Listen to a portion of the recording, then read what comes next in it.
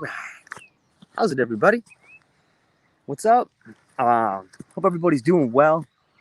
Haven't made a little video in a while, and I just kind of wanted to reach out to everybody, let you know I love you. Hope everything's going well for you. And I had a couple interesting thoughts that I just kind of wanted to throw out into the world and see what had happened. I have taken up a new way of looking at life, and it's been really beneficial for me. And I kind of wanted to share it with you. I don't know if it's maybe my age or maybe COVID or, just having a little bit more time to reflect on my life and society and seeing what's happening around the world.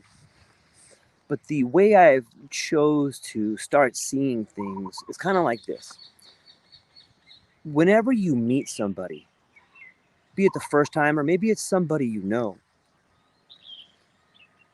may have experienced this. So let me just start like this. So you ever meet somebody and you kind of begin to judge them a little bit? You're like, oh, they say like this certain thing, or they drive this certain car, they wear this certain type of clothes, or maybe they have like some strange mannerisms.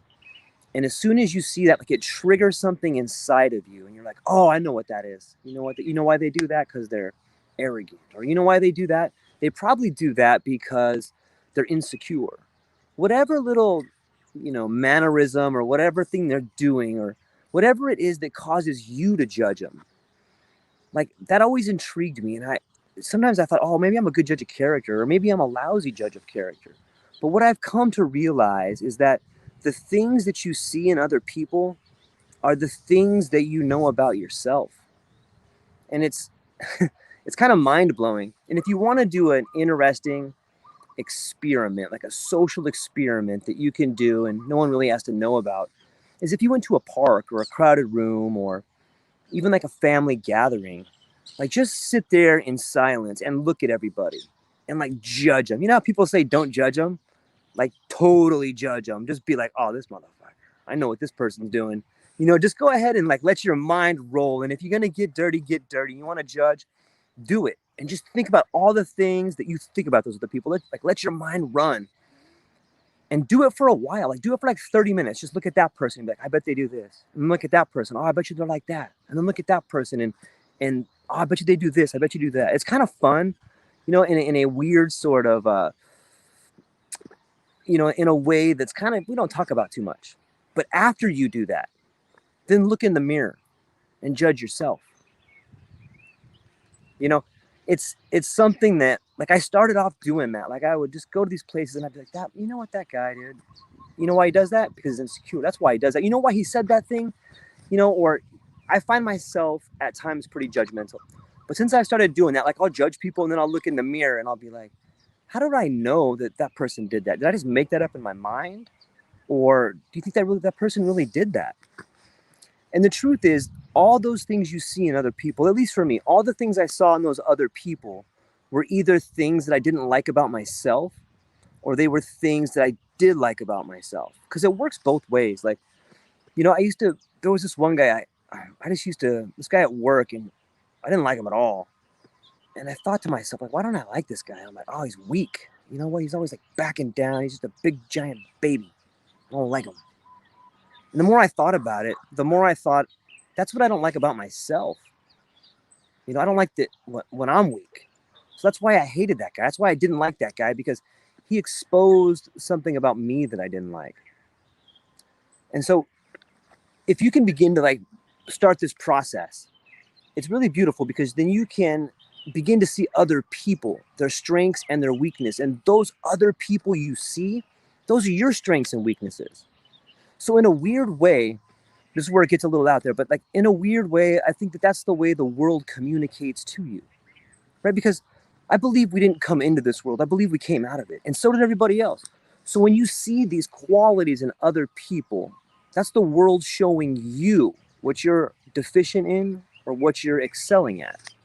And I think that if you can begin to see people like that, it takes away all the judging, and it takes away all the differences, and it just makes it your differences. It just makes it something that, instead of acting on those differences, it forces you to act on yourself. And it's just a better way to like treat people, and you start to feel better about yourself, I think. Another point that I was kind of tripping out on is just where we are in society. It seems we're like I labeled this video called the Fourth Turning. And it seems to me that like there's different seasons in life. You know, just like there's seasons on the planet, so are there like different seasons in life. And if you look at the different generations, like right now we have all the baby boomers that are retiring at unbelievable paces and unbelievable speeds. And you know, that's they lived through one season. And then you have like Gen X coming up and then the millennials behind them. And I think that the different generations have done all they can to try to make the world the best place. But we're at this transition point right now where, you know, there's a lot of people in their 60s and 70s and even 80s, like in some of the in the highest positions of power. And it seems to me that society is a direct reflection of the people that are highest in power. And that's why things are kind of broken. You know, especially the monetary system.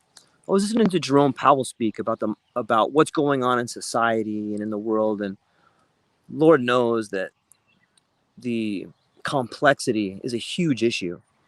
However, it seems to me that people that are maybe in their 70s or 80s are they're really set in their ways, and they have these ideas of how the world should work. Let me give you an example of what I mean. A lot of people get up and go to work every day and they get a paycheck. They work Monday to Friday, or maybe Monday to Saturday, or whatever they work. A lot of people that get paychecks, they get paid on a Friday, maybe once a week, or twice a month. And that system has been in place for a while. But some of the new ideas are like this. Why can't you stream your paycheck? Like, imagine if you could stream your paycheck the same way you stream a TV show. Like, you could literally be working and then look at your phone and be like, oh, I got paid this minute. I got paid like every second. You could get paid by the second. Do you have any idea how much more efficient that is than getting paid by the hour or paid by the week? Like, it just makes everything so much better. And this is a direct reflection of the new ideas that are making their way into our world now.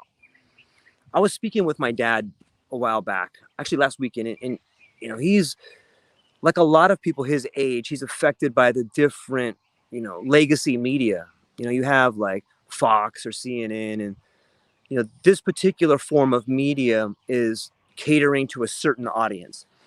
And he was, just distraught with the way the world is and economics and stuff. And if you look at the world through the lens of CNN or Fox, what you see is a society that's dying. What you are being told is about how ideas don't work and the system's bad and there's no out. But that particular line of rhetoric could also be used for the baby boomers themselves, right?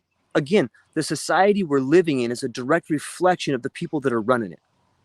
And so for the older generations, things look pretty bad. They look pretty grim. And that's one foot we have in that world. And I was explaining to him, you know what, Dad, you're right. Like, that is pretty grim. But if you just looked over here, there's this brand new world being born. Like this world of finance that I just spoke to you guys about streaming your paychecks, about decentralized finance. Like, think about how dumb a bank is. Like, you work your ass off all week, all year, 40, 50 years, however long you work. And then you take your money, or maybe you have it direct deposited. The money you earn, you give to somebody to hold. Like, what? What are you, 5 or 6 or 7? You 10? You're going to take all your money and give it to somebody you don't know so that they can hold it for you like you're a child? Then the people you give it to hold, that institution, that bank, it takes your money and it lends it out in like risky assets and can make 10, 12, 30, 40% on your money. And they don't even give you a cut of it. And if it's a large amount of money, you have to ask them for permission to get your money back. Have you guys noticed that? You go down to the bank and you're like, oh yeah, I just want to get out like maybe 10, 15 grand. And they're like, what?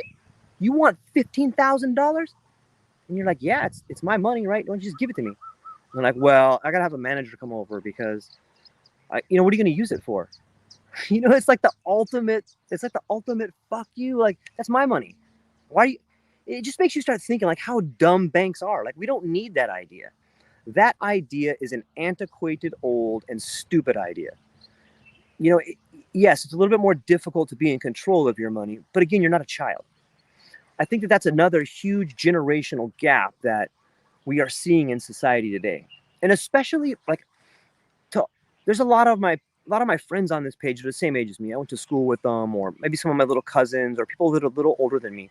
Like, we're in this weird spot where, we can understand what like our parents were saying. We can understand the older generation, and we can also kind of see the younger generation. So we're kind of this bridge between this world of dying ideas and a world of new ideas, some of which might be a little bit naive. But I think that that's our job as Generation X. Is like, we're the bridge. Right? We're not big enough. Like, we're not the baby boomers and we're not the millennials, but we're kind of the grease. We're the bridge in between those two generations. It's going to help facilitate the new world coming in. I to think about other ideas, like what do you think happens? Like, let's say that this world of decentral finance comes in, and we can stream paychecks. We can treat money like email. There's a lot of disruption happening right now via cryptocurrencies. I don't know if you guys have been watching what happened in China, but they just came out with the digital yuan. And it's a little bit frightening in that they now have the ability to put, not only to track all your money, but they have the ability to put an expiration date on their money. So imagine imagine you have like a PayPal account and the government puts in $5,000 and you're like, yeah, it's got a $5,000 stimulus. But then you start reading and there's some notes on the side, and the notes say this money's good until for a month. And then we're going to pull it out of your account. You're like, whoa. So you have to spend all that money within a month. Like, what if you want to save that money? What if you don't want to spend stuff? Well, then you lose your money. So, there seems to be, in my opinion, like three competing ideologies of where we're headed.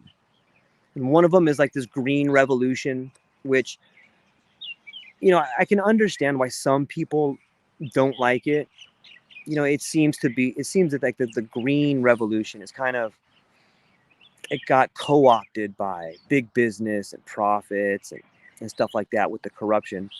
Then there's like the idea of like the being spied on all the time, like the surveillance capitalism model. And then there seems to be more like I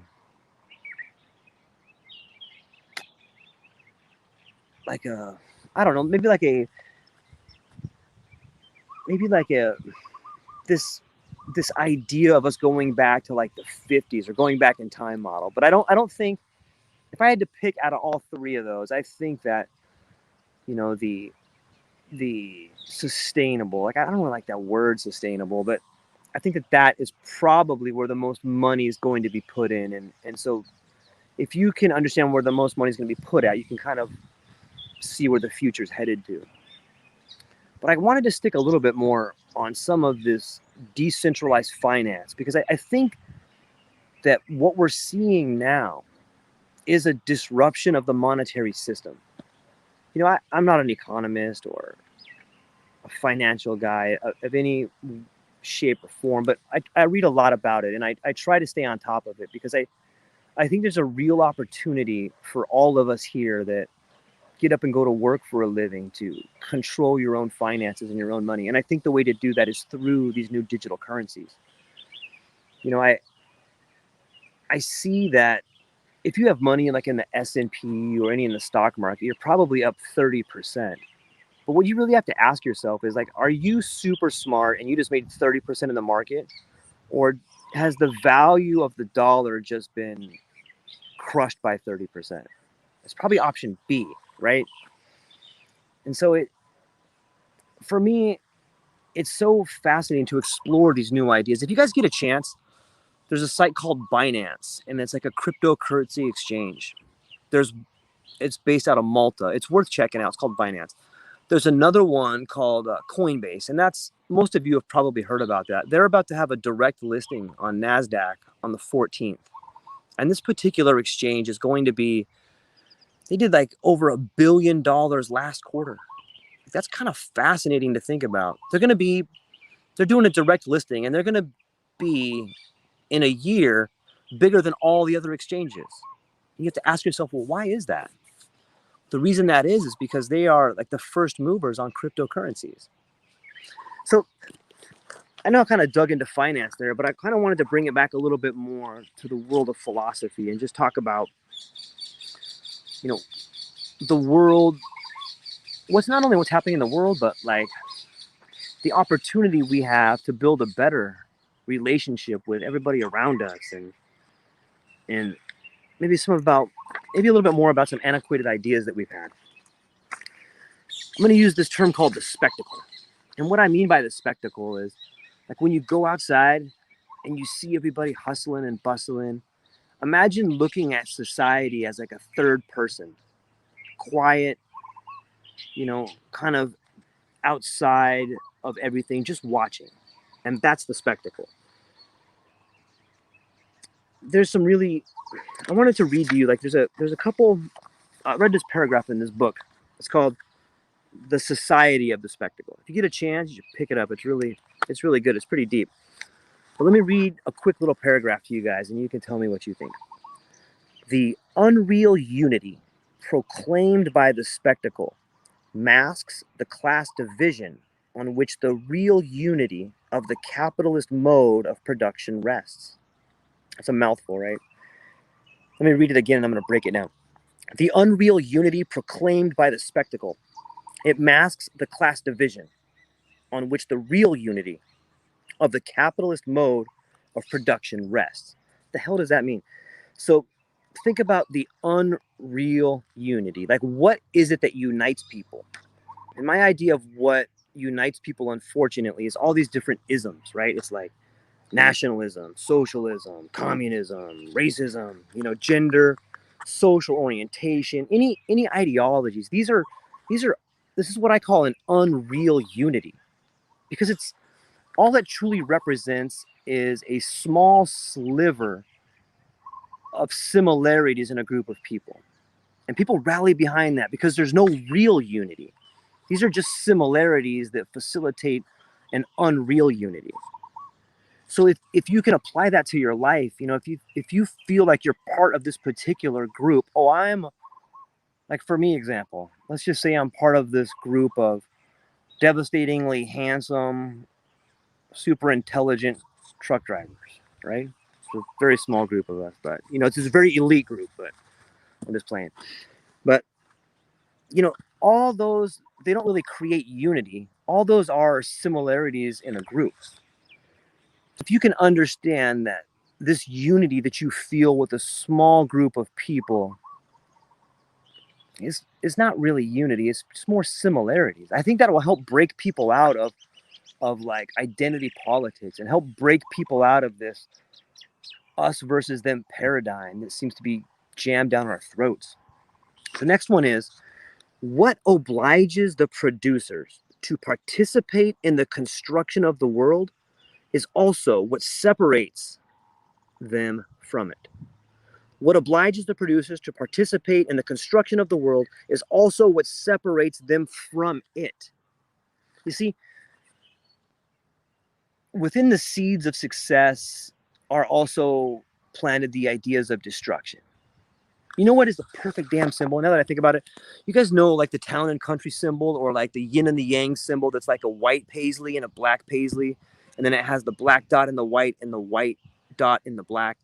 Like, if you just take a minute to think about that symbol, like that says everything, right? They say a picture's worth 1,000 words. I would venture to say that that particular symbol is worth like 1,000,000 words, because within each of us is that little thing that we hate. Just like that kind of sums up everything I was saying from the beginning. Like that, maybe you're that little white dot in the black paisley, or maybe you're the little black dot in the white paisley, or maybe you're the white paisley, or maybe you're the black paisley, but like everything you do is bound to end up a certain way. And the good intentions you have, there's a real possibility ends up paving the way to a place that is not what you intended, right? The road to hell is paved with good intentions. So here's what I wrote about that which obliges the producers. Like, you have to ask yourself, what is it that obliges the producers to build the world? I think that profit, fame, fortune, survival, legacy, those eternal drivers that each of us have, like, that's what causes people, like the pain, right? The carrot and the stick, that those drivers cause people to go out and do great things. Like, when I believe that when humanity and people are put up against the wall, like, the real producers, the real heroes come out and they make things happen. The what's amazing about that is that those same people that make things happen for everybody, it's that same person that gets alienated from the society. They go from like this hero to being alienated. Like, I don't know if you guys know about Howard Hughes, but like, think about that guy was just on top of the world and then he locked himself in a hotel room. And one reason I think this happens is kind of, I found it both disheartening. I found it both liberating, but disheartening. Kind of like a young boy that pees his pants in the middle of class. You know what I mean? Like, it's disheartening and you're like, oh, or you're liberated. You're like, oh, I feel so much better. But then you're ashamed. You know what I mean? So it's liberating and then shameful. And that particular idea is, the higher you go up into the world of anywhere, man, like, if you're going to reach the pinnacle of like a multinational corporation, a board of directors, a city council, like, think of any position of true authority.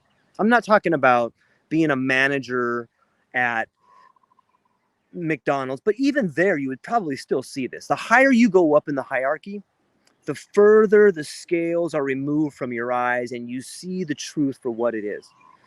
And in our society today, what that is that nothing matters but profit and productivity. And that's why our world's so fucked up. Think about it. Like, I know so many of you know what I'm talking about. Like, if your wife or your husband or you or your kids, if they're moving up the ladder and maybe they started their own company and now they're all proud, and now that they're beginning to see, like, oh, I got to manage these people. Oh, I got to fire this fucking guy over here. Why? Oh, because he didn't show up 3 days. Why didn't he show up? Oh, his kid has fucking cancer. Right? Like, the higher up you go, the less you care about the true humanity of the people that are working under you. Not because you're a horrible person, but because if you care too much about that, then the product you have or the service you're providing is not going to be able to compete at a level that's going to bring in profits that the shareholders want. I have seen this play out, and I've sat across, I do a lot of work for the union, and I know what you guys are thinking, but unions are awesome. Not all about them, but the idea of the union is awesome. The idea of a group of people working together to benefit the whole is something that I believe in.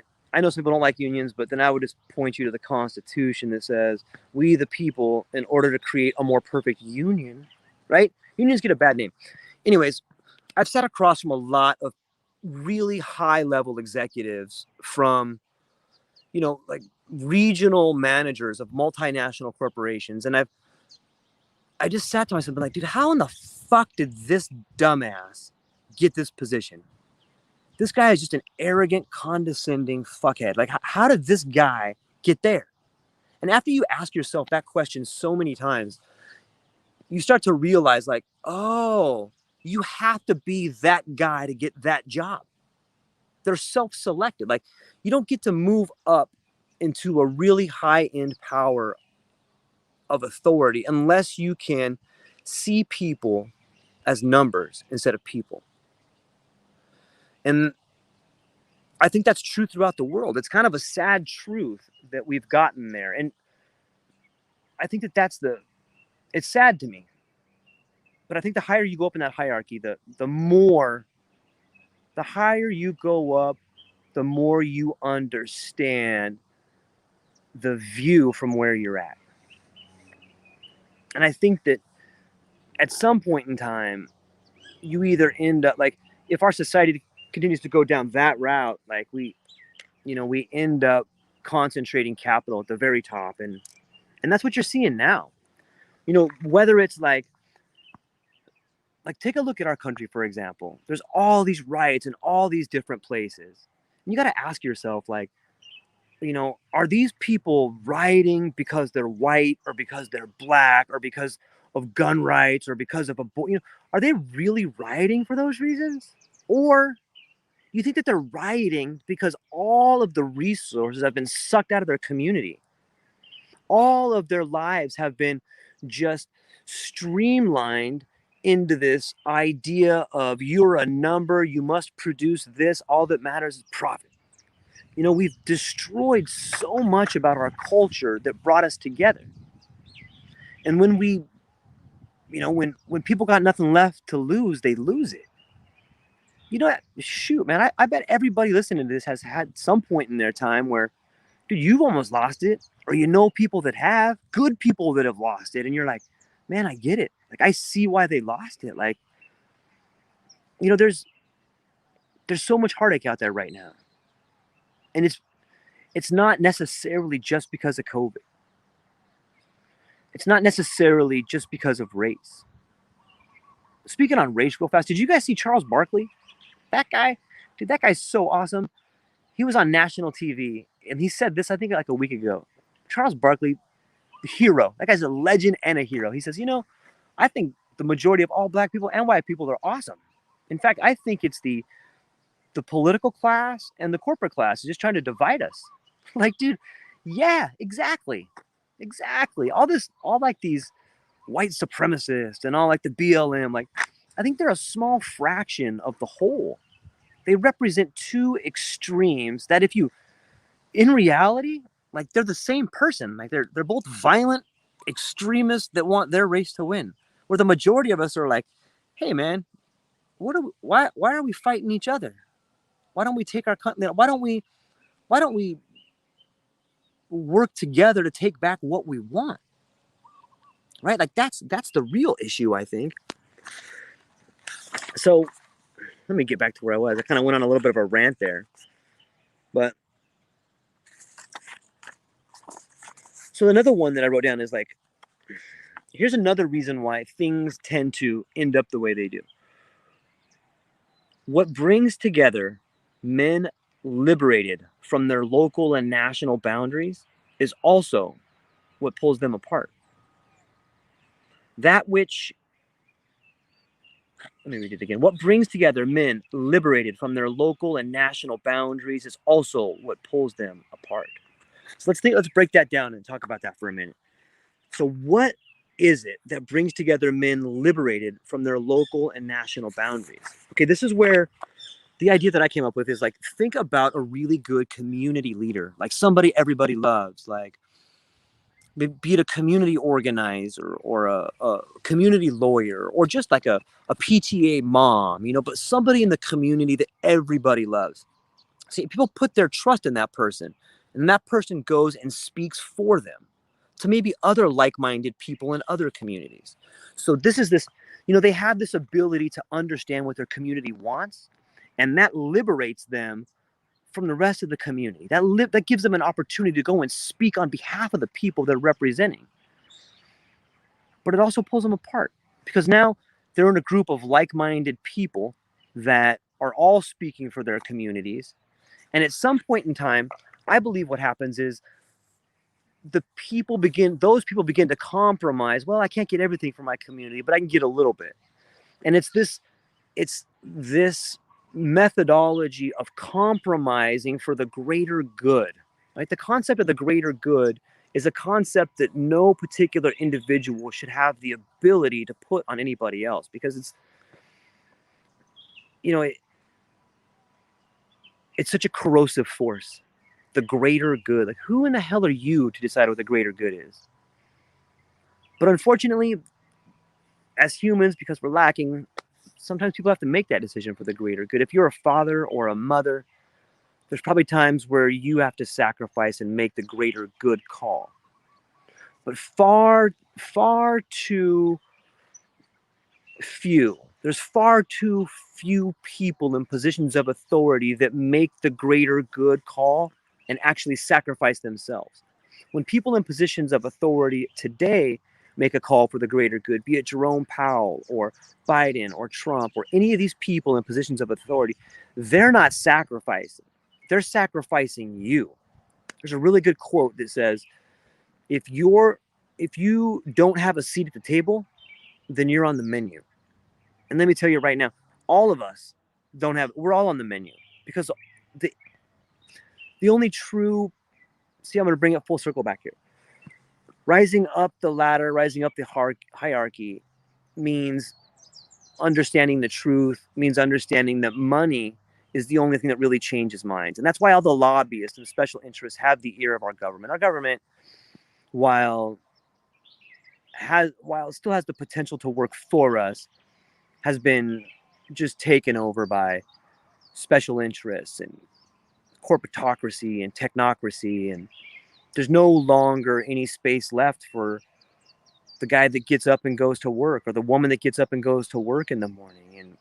And we've been reduced to a productivity number. Number 75342 is not producing as well. Maybe get a robot to do their job. It's so sad to me. Let me ask you guys this one real fast. So one reason our economy is the way it is because when you crunch the numbers on Wall Street, or when you look at the GDP or whatever these silly barometers are, they look at how much we're producing, like our gross national product. We're producing this much, making this much profit. You know what we don't ever count? We don't ever count the hours a woman puts in at the house raising a child. We don't ever count the amount of hours a man puts in raising his kids. Like, none of that. We don't count, hey, how many hours there should be every family should be forced to go out and do 20 hours of awesome family time. Like, that should be, you should get paid for that. Like, I know it sounds crazy, but it's really not crazy. You know how much better kids are when two parents can go to the park and play with their kid and throw a frisbee and go to the beach and go and hang out with their grandparents. Like, that particular style of parenting and that particular ability to spend time with your family is going to create a more balanced and better person in the future. We should be incentivizing that. Like, that should be incorporated into our gross national product.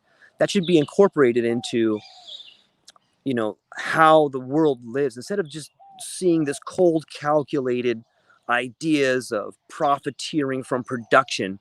Why not have this new set of ideas that incorporate, creating well-being and family into your life? Like, think about it. If you're my wife, beautiful, phenomenal, I'm so lucky.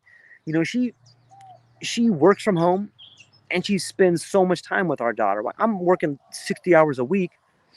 I'm off today, by the way, just so you know. But, if I'm working 60 hours a week and my wife's trying to work 40 and my kid's not going to school at times, my wife's working 40 hours a week plus 24 hours a day with our baby, and why is that not factored in? You know how freaking hard that is? Like, how hard it is to be a parent and work and try to pay bills and try to be a good dad and try to be a good mom and try to be a good husband and try to be a good wife. Like, why is that not factored into the economy? That's crazy, right? All right, let's get back to this. I have another point that I was putting in. What requires a more profound rationality is also what nourishes the irrationality of hierarchic exploitation and repression. What requires a more profound rationality is also what nourishes the irrationality of hierarchical exploitation and repression. Wow. I think that's pretty deep. If I was going to break that down, I would say that that's a matter of, like, the outlier deciding what it takes to be a leader, and then not allowing anyone else to take his spot because they don't have the ability that he has. Something along those lines. You create this rigid hierarchical structure when you begin to see yourself as the perfectionist, that no one else can do the job because they don't quite have this thing right, or you see this a lot of times, and you see this a lot of times in, well, I'm sorry, I've seen this a lot of times, not only in myself, but other people who have, maybe they wait a long time to get married and they have dated a lot of people. It's kind of a weird concept, but like say like the more people you date, like you're like 35 and you've had all these different relationships, then you meet this other person and you're like, well, they don't really have the same quality that I liked in this person, that I would also like in this person and in that person. Like, sometimes we don't realize that by waiting and being so choosy that we're denying ourselves of the life we could have. You know what I mean by that? I don't know. It's a hard world to live in. I don't want to get too deep into that one. What creates the abstract power of society creates its concrete unfreedom. Like, what do you think creates the abstract power of society? Like, what we should define abstract power of society. I would say that the abstract power of society are incentives. And what provides incentives is money. So that the abstract power of society is the monetary system. Which kind of brings us back to an earlier topic that we were talking about in the show. Like, how much freedom does money, at some point in time, enough money will bring you freedom. But if you're always just chasing, the almighty dollar, it's pretty difficult to be free. So many times you go out and you buy something, and you're like, yeah, this thing's super awesome, and then you get home and you don't even use it. You've just been conditioned to spend money on something that you don't really need. You're spending money you don't have on crap you don't need. We substitute our desire for fulfillment with commodification.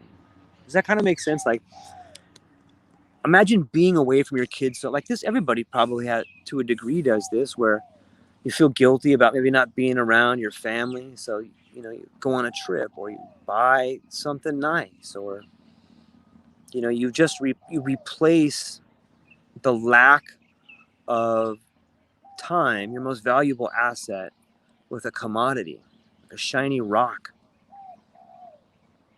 And I think there's a limit to that. And I think we're rubbing up against it. You know what I mean? Like, you can't, how much longer can we continue down this road of everyone giving everything they have to support an economy that never gives back?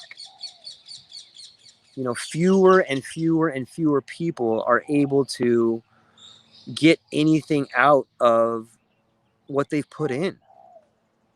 I was listening to an interview about this gentleman that moved to Uruguay, and he was one of these older guys that just doesn't give one F, you know what I mean? And he was talking about taxes and all the money that's been printed lately. And he says, it's sad to me that people don't truly understand our economic system more. Like, no one really takes the time to educate their kids on what money is, or why we're working so hard, or what taxes do. And the guy that was interviewing the older man said, well, we've printed 30 to 40% of all dollar bills in the last year and a half. Why do we got to pay taxes? And the old guy is like, this is what I mean. People don't understand. He's like, you know why you pay taxes? None of your tax money goes to build roads. None of your tax money goes to build a better society or your retirement. That's all bullshit.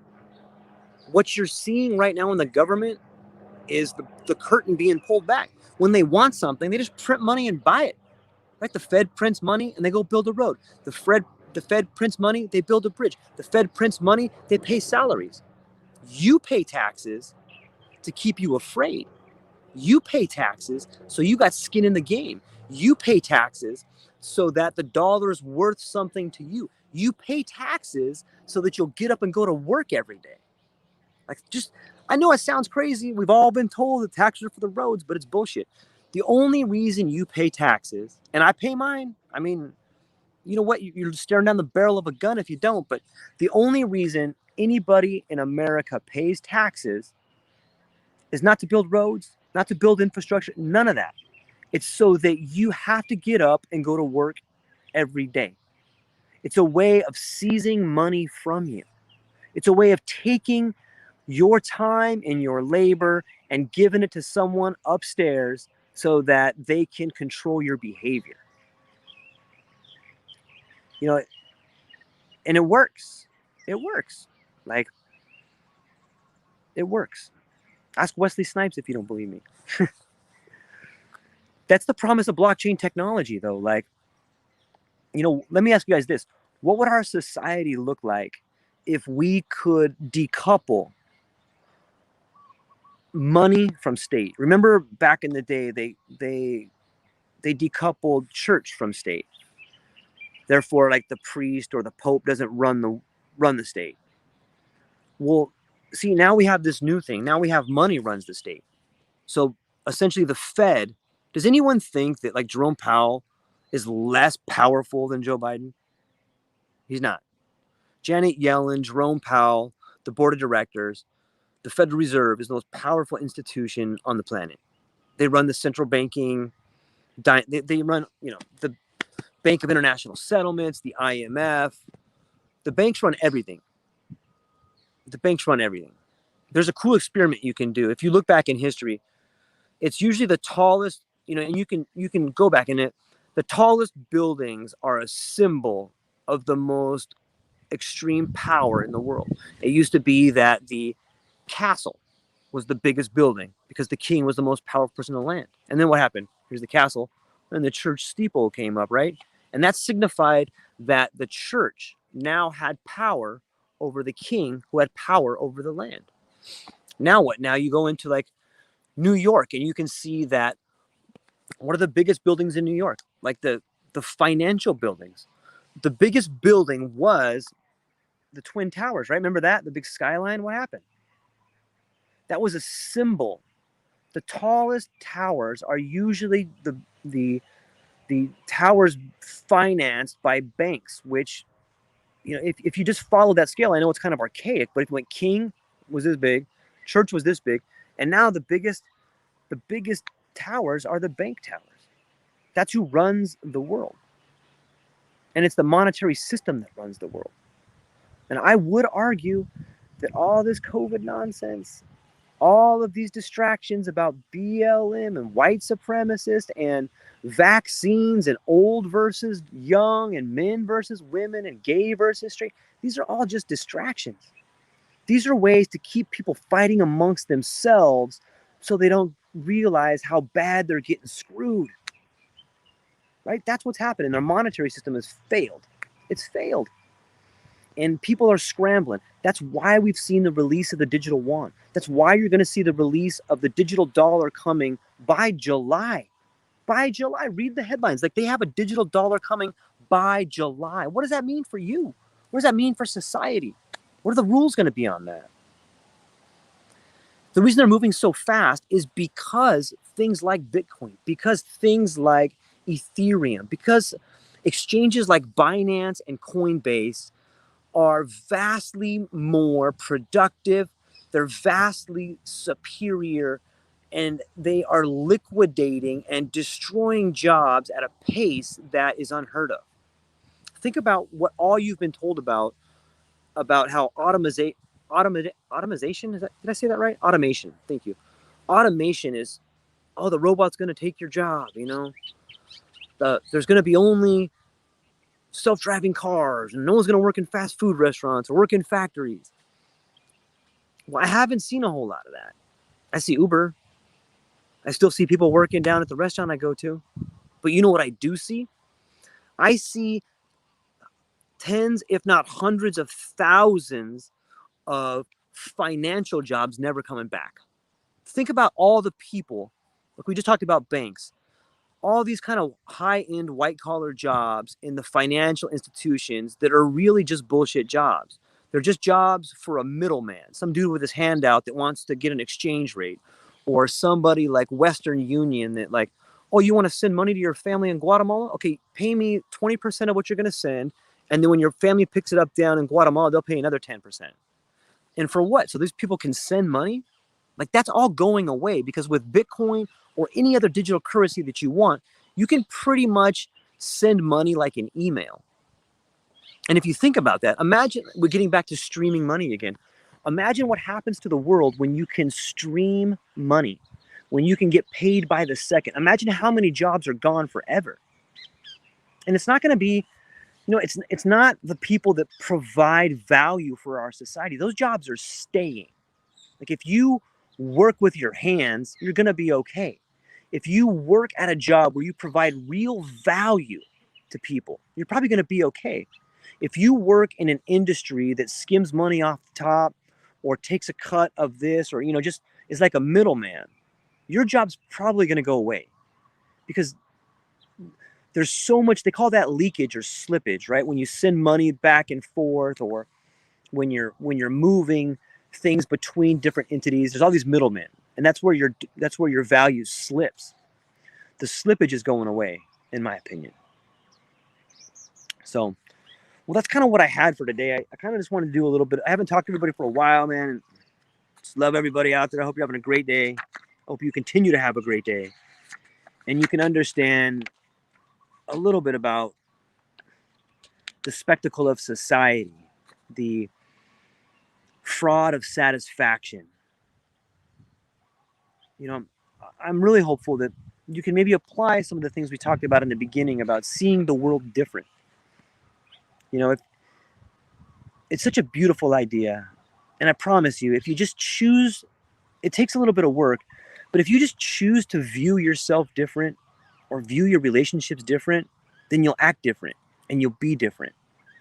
And just do a quick thought experiment. Like when you're home with yourself, maybe before you fall asleep, think about all the ways someone could view you in a positive light. Be like, maybe people see me as someone who cares. Maybe people see me in a way that provides value for them, or maybe they look up to me, or, maybe I can start doing these other things for people that would make their life better. What else could I do?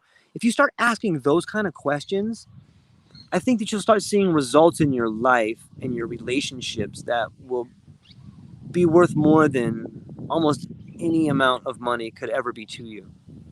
And I think that's how we begin moving forward and building the society that we want to. And for people my age, I'm 47. So for all the Gen Xers out there, remember, you're the bridge. You understand what your parents and your grandparents have talked about and the lessons they instilled in you. You understand their ideologies and their ideas. And you also, maybe you have kids, or you know kids younger than you, the millennials, and some of their ideas. So you're the bridge in between that. And I think it's up to us. I think we play a critical role in bridging the gap between, hey, some of these ideas we can't let die. Some of these ideas that the boomers have put in us are really good ideas. They got to stay. Some of these ideas that the younger kids are bringing up are kind of naive. They're not going to work. We can't control everything that happens, but as good shepherds and as good mentors and role models and fathers and mothers and friends, I think that we can play a role there in facilitating that. The name of this video is called The Fourth Turning, and there's a really great book called The Fourth Turning if you guys are interested in the generational seasons of our planet and how things have gone over for the last 100 years and cycles and stuff like that. It's a really good read. So I'll try to put that in the show notes down there. Thanks for spending some time with me. I love you guys. And anybody who ever wants to come and talk to me, just put a comment down there, schedule a date, and let's chit chat a little bit about what's going on in your life. I kind of want to do this new series called The Hero's Journey. But I think the real heroes are you. You listening, you. You, all you, man. The real hero is the person that gets up and lives their life every day.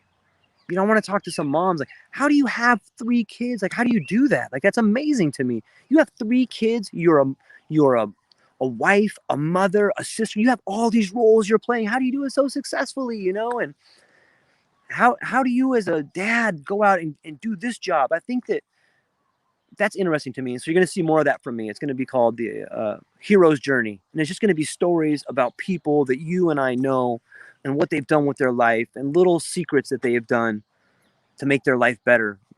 I'm talking to, hopefully pretty soon, I'll give you guys a little teaser. You guys know Nick Dragemeyer? Awesome guy. He's moved down to Mexico and he's doing some big things.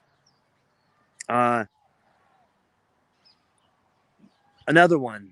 This might be the most important one. One hero of mine. You guys know Ray Haddon? Fuck, man. Dude, that guy, not only one of the coolest guys on the planet, but one of the most artistic people as well. I'm going to try to get him to come on here and chit-chat a little bit. But, it's amazing to me to see the strength and courage of people that have overcome adversity. And there's a lot of people I know that have overcome a lot. But I don't know how many more people that I can think of today that have overcome more than Ray Haddon. Ray Haddon, I love you, buddy. I'll be calling you pretty soon. If you're watching this video, hey, do me a huge favor and reach out to Ray Haddon and tell that guy, what's up, man? Ask him about one of your favorite memories about that guy. I love that guy. Please reach out to that guy and tell him what's up. Tell him George said what's up. Tell him you said what's up. And I want him to come on, man. That guy told me this great story about how he struck out Troy Gloss when he was in when he was pitching for Rancho. And God, that guy just makes me smile when I think about him. Anyways, reach out to Ray Haddon. Reach out to me.